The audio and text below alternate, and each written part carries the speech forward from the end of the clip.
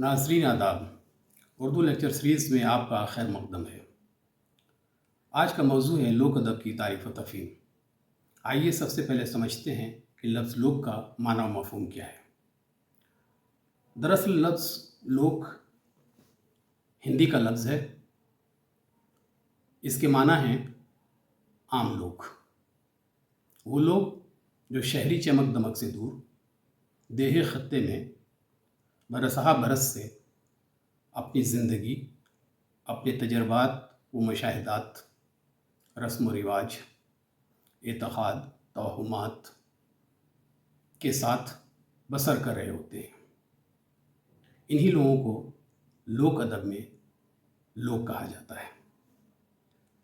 इसके अलावा लोक अदब में कहा जाता है कि दयाक़ानी कल्चर और फितरी जज्बात व एहसासात का गलबा होता है। दयाख़ान यानी किसान, किसानों की जो तहज़ीब है उसका असर लोक अदब में ज़्यादा देखने को मिलता है। इसकी बड़ी वजह यह है कि लोक अदब फितरत की गोद में परवान चढ़ता है। खेत खलिहान, जंगलात, पहाड़, झील, झरने वगैरह ऐसे इलाक़े में लोक अदब की परवरिश होती है, पर्दाख्त होती है, और ये अदब एक नस्ल से दूसरी नस्ल तक पहुंचता रहता है। और ये भी कहा जाता है कि इसमें जो आम लोग हैं उनकी जो सादगी है, उनके जज्बात हैं, उनकी जो मासूमियत है, उनका जो रहन सहन है, उनके खुर्दनोश हैं, उनके लिबास हैं, उनके ज़ेवरात हैं, इनकी बेहतरीन तर्जुमानी लोक अदब में देखने को मिलती है। इसके अलावा एक बात कही जाती है कि लोक अदब ज़बानी अदब है या गैर तहरीरी अदब है। इसे ज़बानी रिवायत से भी मंसूब किया जाता है। अब यहाँ समझने की ज़रूरत है कि ज़बानी अदब कहते किसको हैं। चूँकि लोक अदब देही इलाक़े में परवान चढ़ता है और वहाँ पे वो लोग जो अनपढ़ हैं, वो लोग जो अपनी ज़िंदगी, अपने रहन सहन को ज़बानी तौर पे बोल चाल के ज़रिए अपने बातों को आगे बढ़ाते रहते हैं, तो हम कह सकते हैं कि लोक अदब जो हम तक पहुंचता है वो ज़बानी शक्ल में पहुंचता है। और इसके अलावा कभी कभी ये भी देखा गया है कि लोगों ने ज़बानी अदब को, जो लोक अदब हमारा है, उसे जमा करके यकजा करके इशाअत भी उसकी की है। तो उसकी दूसरी सूरत ये होती है कि वो हमारे सामने इशाअती शक्ल में नज़र आता है। हम तक पहुंचने की उसकी एक तीसरी शक्ल भी है, वो है अदब। जो उर्दू अदब है उसमें जो क्लासिकी अदब है या जो हमारी दास्तानें हैं या जो मसनवियाँ हैं, उसमें कहीं ना कहीं हमें लोक अनासिर देखने को मिलते हैं। तो बुनियादी तौर पे ये तीन सूरतें हैं जिनके ज़रिए लोक अदब हम तक पहुंचता है। और दूसरी इसकी बड़ी खूबी ये है कि ये एक ख़त्ते से दूसरे ख़त्ते तक, एक नस्ल से दूसरी नस्ल तक, एक मुल्क से दूसरे मुल्क तक सीना बसीना नस्ल दर नस्ल मुंतकिल होता रहता है। तो लोक अदब की ये बड़ी खूबी मानी जाती है। और दूसरी अहम बात कही गई है कि लोक अदब का खालिक कोई एक फ़र्द नहीं होता बल्कि पूरा मुआशरा होता है। अब यहाँ ये ज़रूरत है समझने की कि एक फ़र्द क्यों नहीं होता। वो इसलिए कि हज़ारों बरस से जो चीज़ें गीत की शक्ल में, कहानी की शक्ल में, रक़्स की शक्ल में, ड्रामे की शक्ल में जो चीज़ें हम तक पहुँचती हैं, वो तरमीम व अज़ाफ़े से गुज़रते हुए हम तक पहुँचती हैं। और उसमें कोई एक फ़र्द नहीं बल्कि कई अफराद ऐसे हैं अहद बहद उसमें तरमीम करते रहते हैं। तो इसीलिए कहा जाता है कि लोक अदब का खालिक कोई एक फ़र्द नहीं बल्कि पूरा मुआशरा होता है। दूसरी एक अहम बात कही गई है कि लोक अदब इज़हाराती फ़न है। अब ये इज़हाराती फ़न या फ़न अदायगी, ये समझने की ज़रूरत है। अंग्रेज़ी लफ्ज़ परफॉर्मिंग आर्ट के मुतरादिफ़ के तौर पे हम उर्दू में इसका इस्तेमाल करते हैं।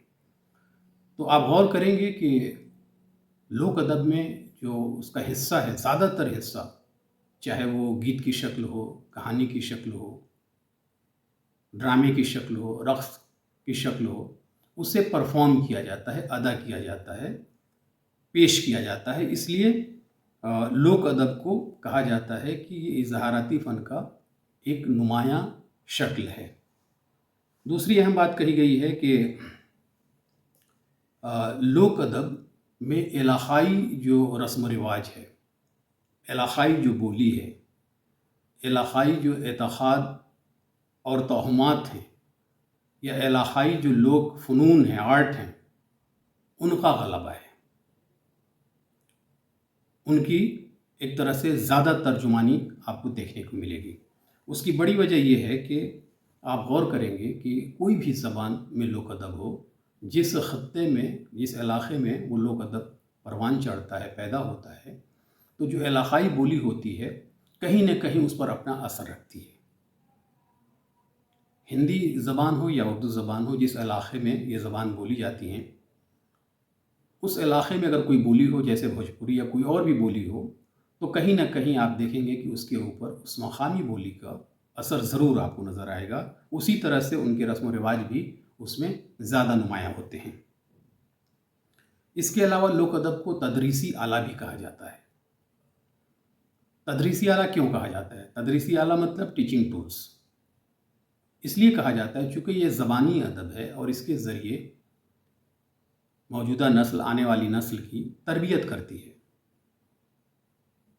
ان کی اصلاح کرتی ہے، انہیں اخلاقیات کا درس دیتی ہے، ان میں عقل و شعور پیدا کرتی ہے، ان میں جو موجودہ رسم و رواج ہے اور اعتقاد ہیں اس کو منتقل کرتی ہے۔ اس وجہ سے کہا جاتا ہے کہ لوک ادب ایک تدریسی آلہ کے طور پر بھی موجود ہے۔ ایک اور بات کہی جاتی ہے کہ لوک ادب میں دیہی سماج میں تفریح و تفنن کا سب سے بڑا ذریعہ ہے۔ یہ سچائی ہے کہ دیہی خطے میں آپ غور کریں گے تو جو گیت ہیں، رقص ہیں، وہ بہت اہم ذریعہ ہیں ان کے تفریح و تفنن کا۔ اور یقینی طور پہ جو شہروں میں جو تفریحات کے وسائل دستیاب ہیں وہ دیہی علاقے میں نہیں ہیں، لیکن جو دیہی زندگی ہے اس میں ان کے اپنے گیت ہیں، ان کی اپنی کہانیاں ہیں، ان کے اپنے ڈرامے ہیں، ان کے اپنے رقص ہیں، یہ کہیں نہ کہیں تفریح و تفنن کا کام کرتے ہیں۔ اس کے علاوہ کہا جاتا ہے کہ لوک ادب کی پرداخت میں، تخلیق میں جغرافیائی خطے کا بھی بڑا کردار ہوتا ہے۔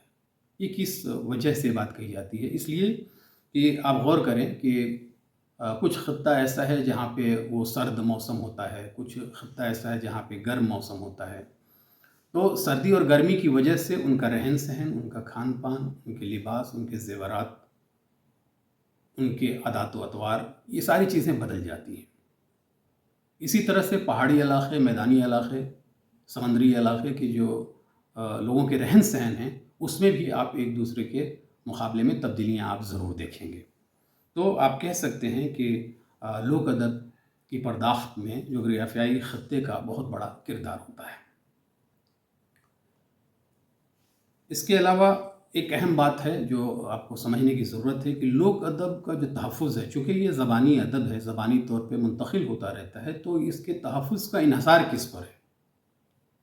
تو جب یہ سوال سامنے آتا ہے تو اس کے 3 نقطے ابھر کر جواب کے طور پہ سامنے آتے ہیں۔ پہلا، عام لوگ، وہ عام لوگ جو دیہی خطے میں ہیں، وہ لوک ادب کا تحفظ اس معنی میں کرتے ہیں کہ اسے سنتے ہیں، سمجھتے ہیں اور اپنی آنے والی نسل تک پہنچا دیتے ہیں۔ ان کے علاوہ انہی عام لوگوں میں کچھ لوک فنکار بھی ہوتے ہیں، جن کی گائکی اچھی ہوتی ہے، جن کا رقص اچھا ہوتا ہے، جن کی اداکاری اچھی ہوتی ہے، تو وہ بھی لوک ادب کو اس کی حفاظت اور اس کا تحفظ اور اس کو پروان چڑھانے میں کلیدی کردار ادا کرتے ہیں۔ اس کے علاوہ ایک چیز ہے جو آخری، تیسری، یادداشت۔ چونکہ یادداشت پر منحصر کرتا ہے پورا کا پورا لوک ادب۔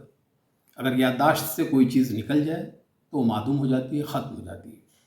اس لیے کہا جاتا ہے کہ یادداشت ایک ایسا ذریعہ ہے جس کے ذریعے لوک ادب دوسری نسل تک منتقل ہوتا رہتا ہے۔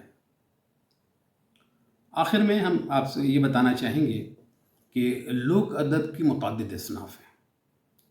ان میں خصوصی طور پہ لوک گیت، لوک کہانی، لوک ڈرامہ، لوک رقص، لوک موسیقی، لوک کہاوتیں، لوک محاورے، لوک آرٹ اور لوک ثقافت. ان موضوعات پر کسی اور لیکچر میں تفصیلی گفتگو ہوگی. ناظرین، ابھی آپ لوک ادب کے متعلق گفتگو سماعت فرما رہے تھے. ہم امید کرتے ہیں کہ آج کی اس گفتگو سے آپ نے لوک ادب کی تعریف و تفہیم کو بخوبی سمجھ لیا ہوگا. آج کے لیے بس اتنا ہی. اگلے پروگرام میں کسی نئے موضوع کے ساتھ پھر ملاقات ہوگی. آپ سب کا بہت بہت شکریہ.